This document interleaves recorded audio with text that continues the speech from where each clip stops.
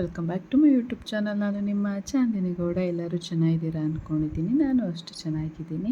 So ಬನ್ನಿ ಇವತ್ತಿನ vlog start ಮಾಡೋಣ. ಇವತ್ತಿನ ವ್ಲಾಗ್ ಯುಗಾದಿ ಹಬ್ಬದ ವ್ಲಾಗ್ ಆಗಿದೆ. ಆ್ಯಂಡ್ ನಾವು ನಮ್ಮ ಮನೆ ದೇವರಿಗೂ ಹೋಗಿದ್ವಿ. ಹಬ್ಬ ಎಲ್ಲ ಹೇಗಾಯಿತು ಏನು ಎಲ್ಲ ಕಂಪ್ಲೀಟ್ ಡೀಟೇಲ್ಸ್ ನಾನು ಇವತ್ತಿನ ವ್ಲಾಗಲ್ಲಿ ಕೊಡ್ತೀನಿ.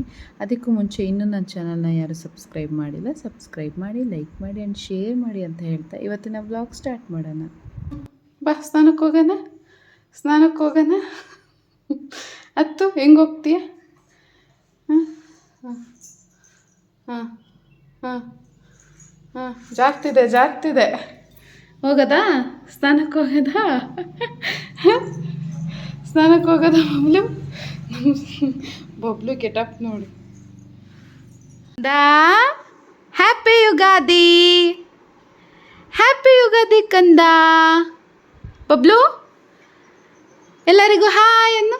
Hi hi hi.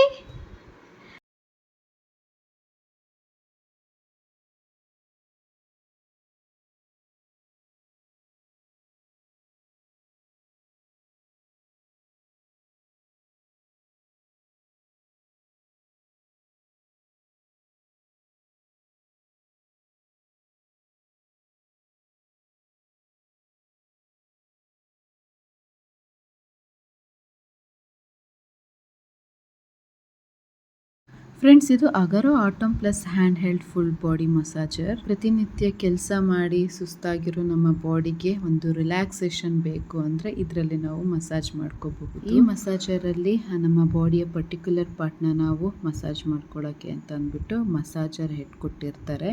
ಸೊ ಇದ್ರ ಮೂಲಕ ನಾವು ಶೋಲ್ಡರ್ ಇರ್ಬೋದು, ನಿಮಗೆ ಬ್ಯಾಕ್ ಪೈನ್ ಇದ್ದರೆ ಬ್ಯಾಕು, ಥೈಸ್ ಇರ್ಬೋದು, ನೀ ಬೋನ್ ಇರ್ಬೋದು, ಎಲ್ಲದನ್ನು ನಾವು ಇದರಲ್ಲಿ ಮಸಾಜ್ ಮಾಡ್ಕೋಬೋದು. ಬಾಡಿ ರಿಲ್ಯಾಕ್ಸೇಷನ್ಗೆ ಬೆಸ್ಟ್ ಪ್ರಾಡಕ್ಟ್ ಅಂತ ಹೇಳ್ಬೋದು. ಪ್ರಾಡಕ್ಟ್ನ ನಾನು ಡಿಸ್ಕ್ರಿಪ್ಷನಲ್ಲಿ ಮೆನ್ಷನ್ ಮಾಡಿರ್ತೀನಿ, ಹೋಗಿ ಚೆಕ್ ಮಾಡಿ, ಇಷ್ಟ ಆದರೆ ಬೈ ಮಾಡಿ. ಸೊ ಹಬ್ಬದ ದಿನ ಏನೇನೋ ಅತ್ತೆಗೂ ರಜೆ ಇತ್ತು, ಬಟ್ ನೀವು ಒನ್ ಡೇ ಅಷ್ಟೇ ಇದ್ದಿದ್ದು ರಜೆ ಇದ್ದಿತ್ತು ಅಂತ ಬರಲಿಲ್ಲ. ನಾವೇ 4 ಜನ ಈ ಸರಿ ಹಬ್ಬ ಮಾಡಿದ್ದು. ಸೊ ಮಾರ್ನಿಂಗೆ ಎಲ್ಲ ಬೇಗ ಒಬ್ಬೊಬ್ಬರು ಒಂದೊಂದು ಕೆಲಸನ ವಹಿಸ್ಕೊಂಡು ಮಾಡಿ ಬಬ್ಲುಗೆ ಎಣ್ಣೆ ಹಚ್ಚಿ ಸ್ನಾನ ಮಾಡಿಸಿ ಆಮೇಲೆ ನಾನೇ ಪೂಜೆ ಮಾಡಿದೆ.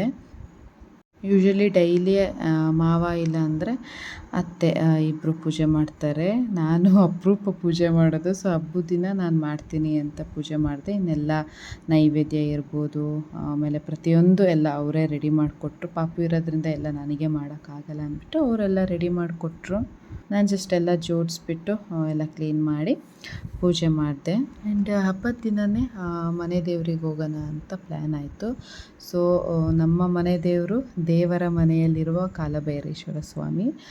ಬಟ್ ಅಲ್ಲಿ ಇವಾಗ ಫಸ್ಟ್ ಮುಡಿ ಅಂತ ಕೊಡೋದು ನಾವು ಮನೆ ದೇವರಿಗಲ್ವ, ಅಲ್ಲೆಲ್ಲ ಅದ್ರದ್ದೆಲ್ಲ ತಗೊಳ್ಳಲ್ಲ, ಆ ಥರದ್ದು ಇಲ್ಲ ಅಲ್ಲಿ ಸೇವೆ. ಹಾಗಾಗಿ ನಾವು ಧರ್ಮಸ್ಥಳದಲ್ಲಿ ಕೊಡೋಣ ಅಂತ ಅಂದ್ಕೊಂಡ್ವಿ. ಸೊ ಧರ್ಮಸ್ಥಳಕ್ಕೆ ಹೋಗೋಕ್ಕಿಂತ ಮುಂಚೆ ಮನೆ ದೇವ್ರದ್ದು ಫಸ್ಟ್ ವಿಸಿಟ್ ಮಾಡಲೇಬೇಕಲ್ಲ, ಹೋಗೋಣ ಹಬ್ಬದ ದಿನವೇ ಅಂತ ಹೊರಟ್ವಿ. ಆ್ಯಕ್ಚುಲಿ ನಿವಿನೂ ಬರಬೇಕಾಗಿತ್ತು, ಎಲ್ಲರೂ ಒಟ್ಟಿಗೆ ಹೋಗಬೇಕಾಗಿತ್ತು. ಬಟ್ ನಿವಿ ಬಂದಾಗಲೆಲ್ಲ ಈ ಬೇರೆ ಏನಾದ್ರು ಪ್ಲ್ಯಾನ್ಸ್ ಆಗುತ್ತೆ, ಅಲ್ಲಿಗೆ ಹೋಗೋದು ಇಲ್ಲಿಗೆ ಹೋಗೋದಾಗುತ್ತೆ. ಹಾಗಾಗಿ ಹೇಗೋ ಒಳ್ಳೆ ದಿನ ಅಲ್ವಾ, ನಾವು ಹೋಗಿ ಬರೋಣ, ಮುಡಿ ಕೊಡ್ಸೋಕ್ಕೆಲ್ಲ ನೀವು ಜೊತೆ ಹೋಗೋದಲ್ವಾ ಅಂತ ಅಂದ್ಕೊಂಡು ನಾವೇ 4 ಜನ ಹೊರಟ್ವಿ. ಆ್ಯಂಡ್ ನಮ್ಮ ಜೊತೆಗೆ ನಮ್ಮ ನೈಬರ್ ಒಬ್ಬರು ರೇಣುಕಾ ಆಂಟಿ ಅಂತ ಇದ್ದಾರೆ, ಅವರು ಮತ್ತು ಅವ್ರ ಮಗಳು ದರ್ಶಿನಿ ಅಂತ. ಸೊ ಇಷ್ಟು ಜನ ನಾವು ಹೊರಟ್ವಿ. ನಮ್ಮ ಬಬ್ಲು ಅಂತ ಹಿಂದೆ ಹೋಗೋದು, ಅವ್ರನ್ನ ನೋಡಿಬಿಟ್ಟು ಆಮೇಲೆ ಮತ್ತೆ ಮುಂದೆ ಬರೋದು, ಇದೇ ಥರ ಆಡ್ತಿದ್ದ. ಇನ್ನು ಅಪ್ಪ ಡ್ರೈವಿಂಗ್ ಮಾಡ್ತಾ ಇವಾಗ ಅವನಿಗೆ ಮಾಮೂಲಿ ವಾಕ್ ಮಾಡಿಸುವಾಗ ಆಟ ಆಡಿಸುವಾಗೆಲ್ಲ ಒಂದು ಸರಿ ಕಾರಲ್ಲಿ ಕೂರಿಸ್ಬಿಟ್ಟು ಎಲ್ಲ ತೋರಿಸ್ತಾರೆ. ಅದು ರೂಢಿ ಆಗಿಬಿಟ್ಟು ಡ್ರೈವ್ ಮಾಡೋದಿಗೂ ನಾನು ಅಲ್ಲೇ ಹೋಗ್ತೀನಿ, ಡ್ರೈವಿಂಗ್ ಸೀಟ್ ಹತ್ರ ಹೋಗ್ತೀನಿ, ತಾತನ ಜೊತೆನೇ ಹೋಗ್ತೀನಿ ಅನ್ನೋ ಥರ ಒಂದು ಹಠ. ಆಮೇಲೆ ಇನ್ನೊಂದು, ಅವನಿಗೆ ಸ್ವಲ್ಪ ಟ್ರಾವೆಲ್ಲು ತುಂಬ ಕರ್ವ್ಸ್ ಇದ್ದರೆ ಅವೆಲ್ಲ ಇದ್ದರೆ ಒಂದು ಸ್ವಲ್ಪ ಇದು ಮಾಡ್ಕೊತಾನೆ, ಫುಲ್ ಹೊಟ್ಟೆ ಫೀಡ್ ಮಾಡಿದರೆ ಸ್ವಲ್ಪ ಕಕ್ಕದು ಆ ಥರ ಮಾಡಿಬಿಡ್ತಾನೆ. ಹಾಗಾಗಿ ನಾನೇ ಫ್ರಂಟಲ್ಲಿ ಕೂತ್ಕೊಂಡು ಅವನನ್ನು ಹುಷಾರಾಗಿ ಇಟ್ಕೊಂಡು ಹೊರಟ್ವಿ. ಸೊ ಮೂಡಿಗೆರೆಯಿಂದ ಏನು ತುಂಬ ಇದಿಲ್ಲ, ಒಂದು 50 ಮಿನಿಟ್ಸಲ್ಲಿ ಹೋಗ್ಬೋದು ದೇವರ ಮನೆಗೆ. ಬಟ್ ವಿಂಟರ್ ಸೀಸನ್ನು ಮಿಸ್ಟ್ ಇದ್ದಾಗ ಇಲ್ಲ ಅರ್ಲಿ ಮಾರ್ನಿಂಗ್ ಥರ ಬಂದರೆ ವ್ಯೂ ಸಕ್ಕತ್ತಾಗಿರುತ್ತೆ. ಇಲ್ಲೆಲ್ಲ ಗಾಡಿ ಓಡ್ಸೋಕ್ಕೆ ಆಗಲ್ಲ, ಅಷ್ಟು ಮಿಸ್ಟ್ ಇರುತ್ತೆ. ಇವಾಗ ಸಮ್ಮರ್ ಆಗಿರೋದ್ರಿಂದ ಫುಲ್ಲು ಡ್ರೈ ಆಗಿ ಕಾಣಿಸ್ತಾ ಇದೆ. ಆ್ಯಕ್ಚುಲಿ ಇಲ್ಲಿಗೆ ನಾವು ಮದುವೆ ಆದಾಗ ಮನೆ ದೇವ್ರುಗಳಿಗೆ ಹೋಗ್ತೀವಲ್ಲ, ಗಂಡನ ಮನೆ ಮತ್ತು ತವ್ರ ಮನೆ ಅಂತ. ಸೊ ಆವಾಗ ಮದುವೆ ಆಗಿದ್ದು ನೆಕ್ಸ್ಟ್ ಡೇನೇ ನಮ್ಮ ಗ್ಯಾಂಗ್ ಎಲ್ಲ ಇತ್ತು. ನಿಖಿತಕ್ಕಯಿಂದ ಹಿಡ್ದು ಶಿಲ್ಪಾ, ಪೂಜಾ, ಆಮೇಲೆ ಆಶೊಬ್ಳು ಮಿಸ್ ಇದ್ಲು, ಆಮೇಲೆ ಕಸಿನ್ಸ್ ಭುವಿ, ರಿಷಿ, ರಕ್ಷಿತು, ಪ್ರತಿಯೊಬ್ಬರು ಇದ್ದರು, ಪುಟ್ಟು ಎಲ್ಲರೂ. ಎಲ್ಲ 18 ಜನ 20 ಜನ ನನ್ನ ಜೊತೆ ಉಳ್ಕೊಂಡಿದ್ದು, ವಸಂತಕ್ಕ, ಜಯಶ್ರೀ ಎಲ್ಲ. ಸೊ ಎಲ್ಲರೂ ಬಂದಿದ್ವಿ ಮನೆ ದೇವರಿಗೆ ಅವಾಗ. ಸೊ 2 ವರ್ಷ ಆದಮೇಲೆ ನನ್ನ ಮಗನ ಜೊತೆ ಇವಾಗ ಮತ್ತೆ ದರ್ಶನ ಮಾಡೋ ಥರ ಆಯಿತು. ಆ್ಯಂಡ್ ಅದು ನಾನು ಹೇಳ್ದಂಗೆ ಅವತ್ತು ಜಾತ್ರೆ ಇದ್ದಿದ್ದರಿಂದ ಸಖತ್ತು ರಶ್ ಇತ್ತು.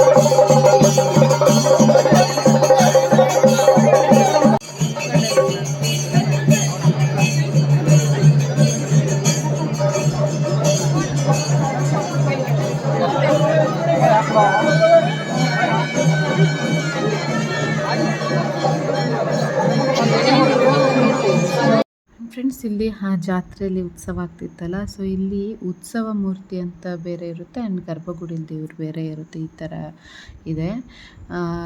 ನಮ್ಮ ಲಕ್ ಕರೆಕ್ಟಾಗಿ ನಾವು ಹೋಗೋ ಟೈಮಿಗೆ ಉತ್ಸವ ಮೂರ್ತಿದು ಮೆರವಣಿಗೆ ಇತ್ತು, ಹಾಗಾಗಿ ಅದನ್ನು ನೋಡ್ಕೊಂಡ್ವಿ. ಆ ಟೈಮಲ್ಲಿ ಸಖತ್ತು ರಶ್ ಆಯಿತು, ದೇವರು ಗರ್ಭಗುಡಿಗೆ ಹೋಗೋಕ್ಕಾಗ್ತಿರ್ಲಿಲ್ಲ ದರ್ಶನ ಮಾಡೋಕ್ಕೆ.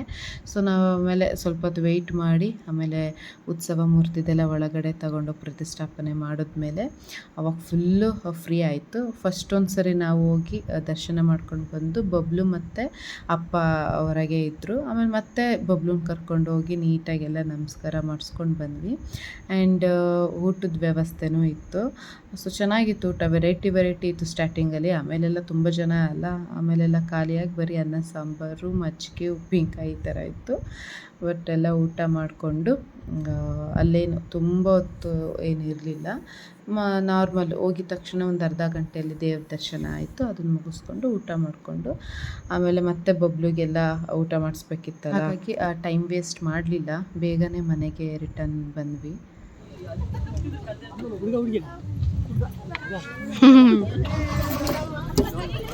ಹುಡುಗ ಆ್ಯಂಡ್ ಫ್ರೆಂಡ್ಸ್, ನಾನು ಹೇಳ್ದಂಗೆ ನೋಡ್ತಿರ್ಬೋದು ಸುತ್ತಮುತ್ತ ನೀವು ಬೆಟ್ಟ ಗುಡ್ಡಗಳನ್ನ.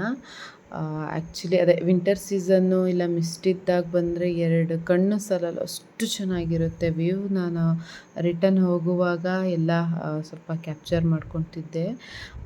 ಬಿಸಿಲಿಲ್ಲ, ನಾವು ಈ ಸುಡೋ ಬಿಸಿಲಲ್ಲೇ ರಿಟನ್ನು ಬಂದಿದ್ದು, ಹಾಗಾಗಿ ಎಲ್ಲೂ ಜಾಸ್ತಿ ಸ್ಟಾಪ್ ಕೊಡೋಕ್ಕಾಗಲಿಲ್ಲ. ಆ್ಯಂಡ್ ಫೋಟೋಸ್ ಇರಲಿ, ಸ್ವಲ್ಪ ನಿಂತ್ಕೊಂಡು ವ್ಯೂ ನೋಡ್ಕೊಂಡು ಹೋಗೋಣ ಅನ್ನೋ ಥರ ಇರಲಿಲ್ಲ, ತುಂಬ ಬಿಸಿಲಿತ್ತು.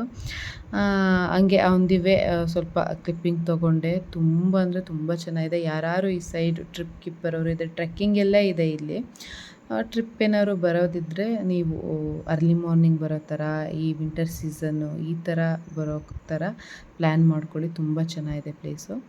ಆ್ಯಂಡ್ ರಿಟರ್ನ್ ಮನೆಗೆ ಬಂದಮೇಲೆ ನಾನು ಸ್ವಲ್ಪ ಫಸ್ಟ್ ಟೈಮ್ ನಾನು ಒಬ್ಬಟ್ಟು ಮಾಡಿದ್ದು ಹೋಳಿಗೆನ, ಹಾಗಾಗಿ ಜಾಸ್ತಿ ಮಾಡಿ ಏನಾದ್ರು ಫ್ಲಾಪ್ ಆದರೆ ಯಾಕೆ ಬೇಕು ಅಂತ ಅಂದ್ಬಿಟ್ಟು ಸ್ವಲ್ಪ ಕಾಲು kg ಥರ ತರಿಸ್ಬಿಟ್ಟು ನಾನು ಮಾಡಿದ್ದೆ. ಅಮ್ಮನ ಹತ್ರ ಎಲ್ಲ ಕೇಳ್ಕೊಂಡಿದ್ದೆ ಹೇಗೆ ಮಾಡೋದು. ಆಮೇಲೆ ಹಾಗೆ ಏನಾದರೂ ತೆಳು ಆದರೂ ಏನು ಮಾಡೋದು ಹೂರಣ ಅಂತ ಎಲ್ಲ ಕೇಳ್ಕೊಂಡಿದ್ದೆ. ಸೊ ಎಲ್ಲ ಹೇಳಿದರು, ಅದೇ ಪ್ರಕಾರ ಮಾಡಿದೆ. ಫಸ್ಟ್ ಟೈಮೇ ರಿಯಲ್ಲಿ ನಾನು ಅಂದ್ಕೊಂಡಿರಲಿಲ್ಲ ಎಷ್ಟು ಚೆನ್ನಾಗಿ ಬರುತ್ತೆ ಅಂತ. ಆ ಟೇಸ್ಟು ಅಷ್ಟೇ ಸೂಪರಾಗಿತ್ತು. ಅದು ತೋರಿಸೋ ಟೈಮಿಗೆ ಅಲ್ಲಿ ಡಮಾರ ಆಗಿಬಿಡ್ತು, ಎತ್ತಾಕೋಗಿ ಏನು ಮಾಡೋಕ್ಕಾಗಲ್ಲ. ಬಟ್ ರಿಯಲಿ ಟೇಸ್ಟ್ ಸಖತ್ತಾಯಿತು. ಒಂದು 12 ಏನೋ ಆಗಿತ್ತು ಅಷ್ಟೇ, ಜಾಸ್ತಿ ಏನಿಲ್ಲ. ಬಟ್ ತುಂಬ ಚೆನ್ನಾಗಿತ್ತು. ಇನ್ನೊಂದು ಸರಿ ಪುರ್ಸೊತ್ತು ಮಾಡಿಕೊಂಡು ಇಬ್ಬರು ಮಾಡೋಣ ಅಂತ ನಾನು ಅತ್ತೆ ಮಾತಾಡ್ಕೊಂಡಿದ್ದೀವಿ. ಸೊ ಎಲ್ಲ ಯುಗಾದಿ ಹಬ್ಬ ಅಂದರೆ ಹೋಳಿಗೆ ಮಾಡ್ದಲೇ ಹಬ್ಬ ಮುಗಿಯುತ್ತಾ ಇಲ್ಲ ಅಲ್ವಾ? ಹಾಗಾಗಿ ಹೋಳಿಗೆನೂ ಮಾಡಿ ಯುಗಾದಿ ಹಬ್ಬನ ಏನು ಮಾಡಿದ್ವಿ. ಆ್ಯಂಡ್ ಮಾರ್ನಿಂಗೆಲ್ಲ ನೈವೇದ್ಯಕ್ಕೆ ಅಂತ ಅತ್ತೆ ಹೆಸರು ಬೇಳೆ ಪಾಯಸ ಮಾಡಿದರು. ಆಮೇಲೆ ಇನ್ನೊಂದು ಏನೋ ಸ್ವೀಟ್ ಮಾಡಿದರು. ಬಟ್ ಇದು ಲಾಸ್ಟಿಗೆ ನನ್ನ ಬೈಕೆ ಅಂತ ಹೇಳ್ಬೋದು ಮಾಡಿ ಆಯಿತು. ಯುಗಾದಿ ಅಂದರೆ ಬೇವು ಬೆಲ್ಲ ತಿನ್ನೋದಿರುತ್ತಲ್ಲ, ಕೆಲವರು ಕಡಲೆ ಪುಡಿಯಲ್ಲಿ ಮಾಡಿ ಬೇವು ಹಾಕಿ ಮಾಡ್ತಾರೆ. ಇನ್ನು ಅಲ್ಲಿ ರಂಗೇನಹಳ್ಳಿಲೆಲ್ಲ ಎಡೆ ಇಡ್ತಾರೆ ನಮ್ಮ ಯುಗಾದಿ ಹಬ್ಬದಲ್ಲಿ. ಸೊ ಆವಾಗ ಬೆಲ್ಲ ಮತ್ತು ಬೇವು ಎಲ್ಲ ಕೊಟ್ಬಿಟ್ಟು ಹಂಗೆ ಹಸಿ ತಿನ್ನೋಕೆ ಕೊಡ್ತಾರೆ. ಸೊ ಈ ಸರಿನೂ ಹಬ್ಬ ಮಿಸ್ ಮಾಡಿಕೊಂಡೆ. ಎಲ್ಲ ಸೇರಿದ್ರು ಹಬ್ಬಕ್ಕೆ, ಎಡೆ ಇಡೋ ಹಬ್ಬ ಅಲ್ವಾ, ಹಾಗಾಗಿ ನಾನೇ ಮಿಸ್ ಆದೆ. ಈ ವರ್ಷ ನಾನು ಇಲ್ಲಿ ಹಬ್ಬ ಅಂದರೆ ಮೇಯ್ನು ಇಲ್ಲೇ ಅಲ್ವಾ ನಾವು ಮದುವೆ ಆದಮೇಲೆ ಮಾಡಬೇಕಾಗಿದ್ದು. ಲಾಸ್ಟ್ ಇಯರು ನಾನು ಇರಲಿಲ್ಲ ಅನಿಸುತ್ತೆ. ಸೊ ಈ ಇಯರು ಗಂಡನ ಮನೆಯಲ್ಲಿ ಹಬ್ಬ ಮಾಡ್ದಂಗೆ ಆಯಿತು. ಆ್ಯಂಡ್ ನೆಕ್ಸ್ಟ್ ಡೇ ನಾವು ಹಿಂಗೆ ರೇಣುಕಾಂಟಿ ಮನೆಗೆ ಹೋಗಿದ್ವಿ. ಅವ್ರು ಇನ್ವೈಟ್ ಮಾಡಿದರು ಅಂತ ಅಂದ್ಬಿಟ್ಟು. ಸೊ ಅಲ್ಲೇ ಅಮ್ಮ ಫೋನ್ ಮಾಡಿದ್ರು, ಹಿಂಗೆ ಚಂದ್ರ ಕಾಣ್ತಿದೆ ನೋಡು ಅಂತ ಅಂದ್ಬಿಟ್ಟು. ನೋಡಿ ಎಲ್ಲ ನಮಸ್ಕಾರ ಮಾಡಿಕೊಂಡು ಮತ್ತು ಅವಾಗ ಆ್ಯಕ್ಚುಲಿ ಕಡಲೆ ಪುಡಿ ಎಲ್ಲ ಹಂಚೋದಲ್ವ, ಬೇವು ಹಾಕಿರೋದು. ಸೊ ಎಲ್ಲ ಮಾಡಿ ತಿಂದು ಫೈನಲಿ ಯುಗಾದಿ ಹಬ್ಬನ ಎಂಡ್ ಮಾಡಿದ್ವಿ.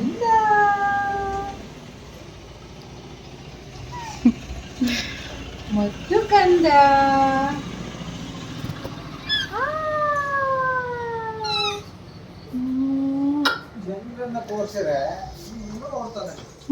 ನೋಡ್ತಲ್ಲ ಫೈನಲಿ ಚಂದ್ರನ. Bablu Bablu, I love you, I love you, I love you, I love you. ಕೊಡಪ್ಪ. ಹಾಂ ಹಾಂ ಹಾಂ, ಥ್ಯಾಂಕ್ ಯು. ಕೊಡಪ್ಪ ಕೊಡಪ್ಪ ಕೊಡಪ್ಪ ಕೊಡಪ್ಪ.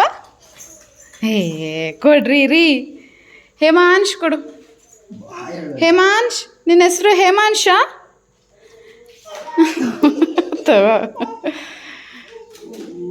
ಹೇಮಾಂಶ್, ಆಯ್ ಹೇಮಾ. ಅಯ್ಯೋ ಹಲೋ ಹೇಮಾಂಶ್. ಹಲೋ ಹೇಮಾ, ಏನು ಮಾಡ್ತಿದ್ದೀರಾ ರೀ? ಹುಡುಗಿ ಆಗಿದ್ದೀರಾ ಕಣ್ರಿ ನೀವು ಇವತ್ತು. ಹುಡುಗಿ ಹುಡುಗಿ. ಅಮ್ಮಮ್ಮ ಎಲ್ಲಿ? ಹೇಮಾಂಶ್, ಹೇಮಾಂಶ್, ಅಮ್ಮಮ್ಮ ಎಲ್ಲೋ? ಅಮ್ಮಮ್ಮ ಎಲ್ಲಿ? ಅಮ್ಮಮ್ಮ. ಸೊ ಫ್ರೆಂಡ್ಸ್, ನೋಡಿದ್ರಲ್ಲ, ಇಷ್ಟು ಇವತ್ತಿನ ಒಂದು ಹಬ್ಬದ ವ್ಲಾಗ್. ಎಲ್ಲರಿಗೂ ವ್ಲಾಗ್ ಇಷ್ಟ ಆಯಿತು ಅಂತ ಅಂದ್ಕೊಳ್ತೀನಿ. ಇಷ್ಟ ಆದರೆ ಗೊತ್ತಲ್ಲ, ಲೈಕ್ ಮಾಡಿ, ಕಮೆಂಟ್ ಮಾಡಿ ಆ್ಯಂಡ್ ಶೇರ್ ಮಾಡಿ ಅಂತ ಹೇಳ್ತಾ ಇವತ್ತಿನ ವ್ಲಾಗ್ ಇಲ್ಲಿಗೆ ಎಂಡ್ ಮಾಡ್ತಾಯಿದ್ದೀನಿ. ಮತ್ತು ನಾನು ಮುಂದಿನ ವ್ಲಾಗಲ್ಲಿ ಸಿಗ್ತೀನಿ. ಅಲ್ಲಿವರೆಗೂ ಹೀಗೆ ಸಪೋರ್ಟ್ ಮಾಡಿ. Boy and love you all.